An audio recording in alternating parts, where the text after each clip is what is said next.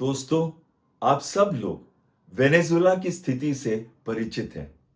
आपने देखा कि कुछ महीनों से अमेरिकन फोर्सेस जो वेनेजुएला से बोट्स आ रही थीं, ये कहते हुए कि उसके अंदर ड्रग्स हैं, उन पर हमला किया। 30 से ऊपर बोट्स पर हमला किया, 107 लोग मारे गए। लेकिन इंटरनेशनल लॉ क्या कहता है? इंटरनेशनल लॉ ये कहता है कि जब भी आपको किसी पे भी सस्पिशन है, किसी बोट पे कि वो सस्पिशियस एक्टिविटी कर रही है, गतिविधि कर रही है, तो आप उसको विजिट कर सकते हैं, आप उसको बोर्ड कर सकते हैं, आप उसको सीज कर सकते हैं, लेकिन आप उसके ऊपर ऐसा हमला नहीं कर सकते, क्योंकि इसके अंदर कुछ या फिर सारे के सारे लोग भी इनोसेंट हो सकते हैं। तो अमेरिका ने ऐसा क्यों किया? आपको क्या पता है कि 74% ड्रग्स जो अमेरिका के अंदर आते हैं, चाहे वो कोकेन है या फिर दूसरे टाइप के ड्रग्स हैं, वो पैसिफिक ओशन से आते हैं, ना कि कैरिबियन सी से, जहां पे वेनेजुएला स्थित है।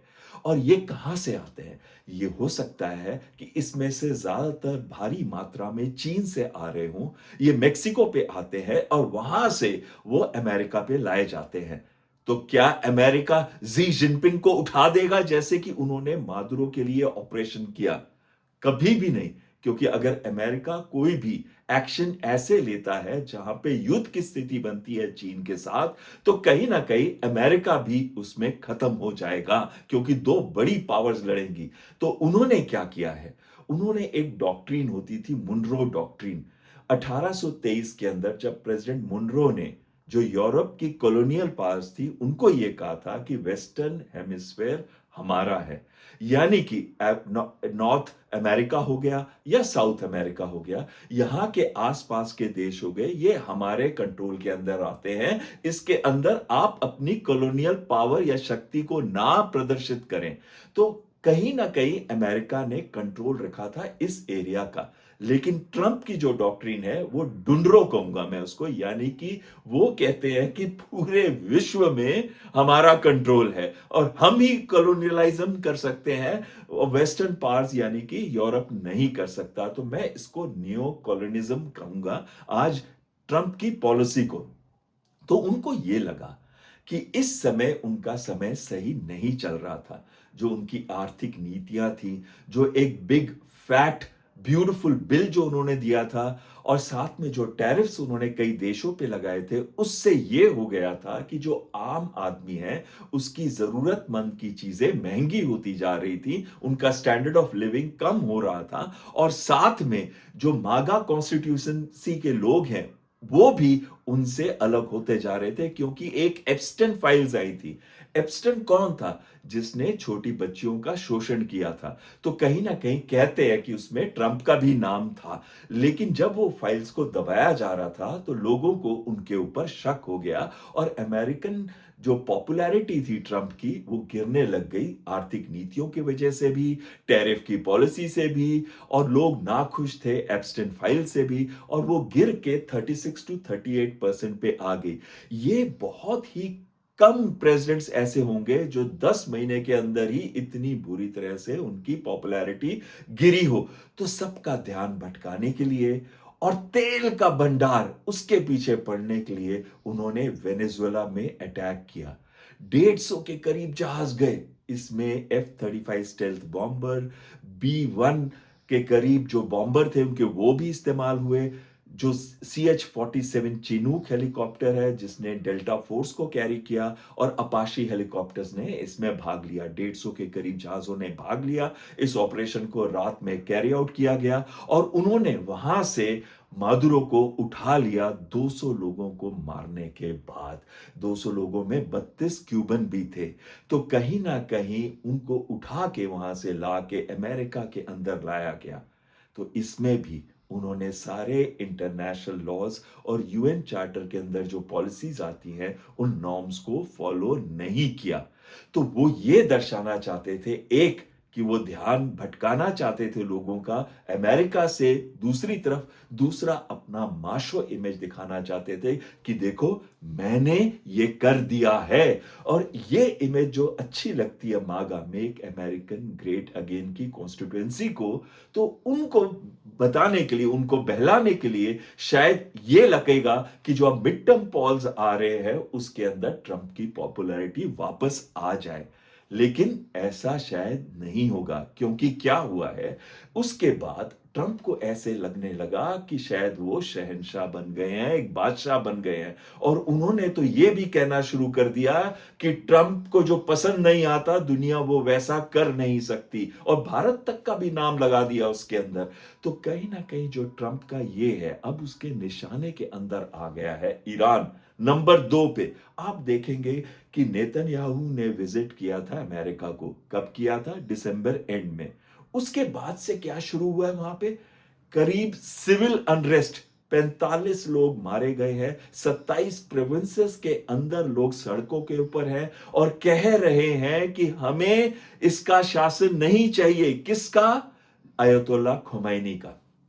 वो चाहते हैं, आपको याद होगा सितंबर 2022 के अंदर भी जब हिजाब के अगेंस्ट शुरू हुआ था प्रोटेस्ट, 501 लोग मारे गए थे, तब महसा अमीनी को इन्होंने मार दिया था और उसकी वजह से भड़क गई थी आग।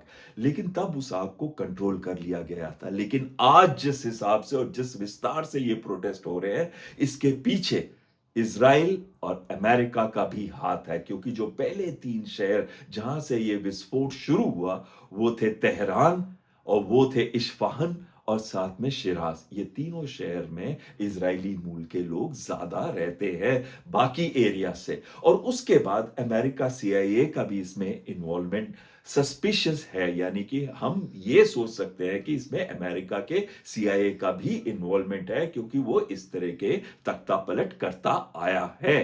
तो अब ईरान उसके निशाने पे है, और उसके बाद कौन है उसके निशाने पे, ग्रीनलैंड, क्योंकि ग्रीनलैंड के अंदर नेचुरल रिसोर्सेज बहुत है। एक तो हमने कहा कि वेनेजुएला, विश्व का सबसे बड़ा ऑयल का भंडार वेनेजुएला में है। और हमने ये कहा कि वेनेजुएला भंडार को कंट्रोल करना भी शायद ट्रंप के फिलॉसफी के अंदर था, क्योंकि अमेरिका के अंदर 3 लॉबीज हैं जो बहुत महत्वपूर्ण है। सबसे पहली लॉबी है जूस की, जो कि पूरा फाइनेंशियल सिस्टम को कंट्रोल करती हैं। और दूसरी लॉबी है इंडस्ट्रियल कॉम्प्लेक्स की, जो कि कंट्रोल करती है हथियारों को बनाना और बेचना। इसी वजह से कितने भी लोग मारे जाएं, 48,000 के करीब लोग मारे गए हैं अभी तक, जो gun control law strictly follow नहीं हुआ है उसकी वजह से। और क्यों नहीं नियंत्रण कर रहे, क्यों नहीं उसको सख्त कानून बना रहे, क्योंकि ये वाली जो कंपनीज हैं, गन कंपनीज हैं, ये पैसा देती हैं इलेक्शन के लिए प्रेसिडेंट्स को। और तीसरा जो लॉबी है, और बहुत महत्वपूर्ण लॉबी है, वो है ऑयल की लॉबी, यानी कि तेल की लॉबी। और वो वाली लॉबी भी इनको पैसा देती है इलेक्शंस में। तो कहीं ना कहीं तेल की लॉबी को खुश करने के लिए भी वेनेजुएला पे हमला किया गया। अब वो ग्रीनलैंड की तरफ भी देख रहे हैं। तो यानी कि अब ट्रंप एक बेलगाम घोड़े की तरह है जो चारों तरफ भाग रहा है। यानी कि आपने देखा होगा एक बैल भी जब सड़क पे एकदम भाग रहा होता है, इधर उधर जो भी उसके रास्ते में आता है वो कुचला जाता है। कहीं ना कहीं दोनों की तरह आज ट्रंप बेलगाम से होते नजर आ रहे हैं।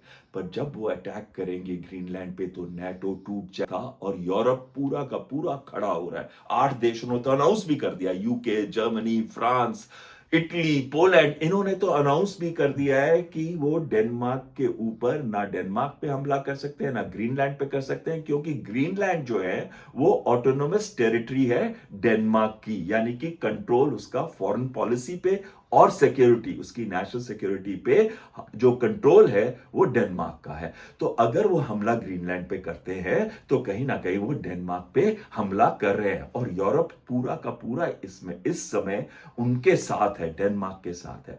तो अब जो ट्रंप कर रहे हैं, सभी देशों से पंगा ले रहे हो, तो ये भी कह रहे हैं कि कोलंबिया को भी नहीं छोड़ेंगे, हम क्यूबा को भी नहीं छोड़ेंगे, मेक्सिको को भी नहीं छोड़ेंगे। तो कहीं ना कहीं वो एक ऐसी स्थिति में आ रहे हैं जहां पे अमेरिका के अगेंस्ट सभी देश होते जा रहे हैं।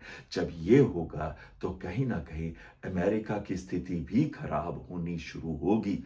तो इसकी वजह से ही अब डेमोक्रेट्स जो है अमेरिका के अंदर, उन्होंने ऐसा एक आंदोलन शुरू किया है कि अब उन्होंने एक प्रस्ताव भी रखा था सेनेट के अंदर, जो वो जीत गए 52 वर्सेस 47 वोट से, जहां पे वो क्लियरली बता रहे हैं कि ट्रंप को रेन इन किया जाए, उनको ऐसा कंट्रोल उन पे लाया जाए कि वो कांग्रेस की परमिशन के बिना कोई भी युद्ध पे ना जाएं, क्योंकि सबको लग रहा है कि कहीं ना कहीं अमेरिका की साख अब नीचे होती जा रही है। और जब भी आप ओवर एक्सटेंड हो जाते हैं, जैसे हिटलर ओवर एक्सटेंड हो गया था वर्ल्ड वॉर टू में, तो उसका पतन शुरू हो गया था। तो कहीं अगर अमेरिका ओवर एक्सटेंड हो जाता है, सारे देश अमेरिका के अगेंस्ट हो जाते हैं, तो कहीं ना कहीं अमेरिका का पतन भी शुरू हो सकता है। जो मुझे लग रहा है कि आने वाले समय के अंदर जो ट्रंप कर रहे हैं, या तो वो इम्पीच हो जाएंगे मिड टर्म इलेक्शंस तक, या है, और ये होने वाला है।